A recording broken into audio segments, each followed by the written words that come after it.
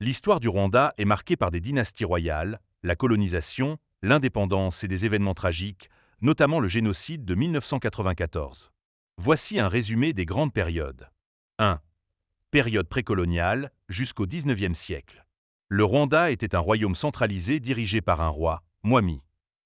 La société était divisée en trois groupes sociaux: les Hutus, agriculteurs, les Tutsis, éleveurs, et les TWA, chasseurs-cueilleurs.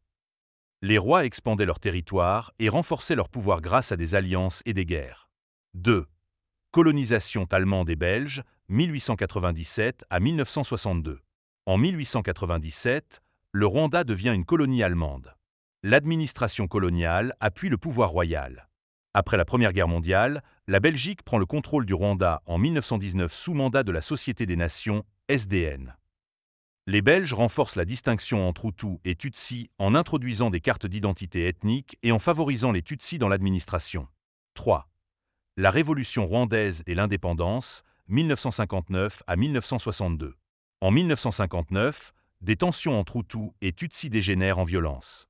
La monarchie est renversée et de nombreux Tutsis fuient le pays. Le Rwanda devient indépendant le 1er juillet 1962 avec un régime républicain dirigé par Grégoire Kayibanda. 4. République et montée des tensions, 1962 à 1994. Les présidents Grégoire Kayibanda, 1962 à 1973, et Juvenal Habyarimana, 1973 à 1994, dirigent des régimes dominés par les Hutus. Des tensions ethniques persistent et des Tutsis exilés forment le Front patriotique rwandais, FPR, en 1987. En 1990, le FPR lance une guerre civile contre le gouvernement Habyarimana. 5.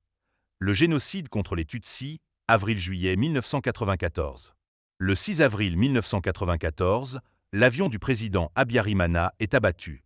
Cela déclenche un génocide planifié par le gouvernement et des milices extrémistes Hutus, Interahamwe. Environ 800 000 à 1 million de Tutsis et Hutus modérés sont massacrés en 100 jours.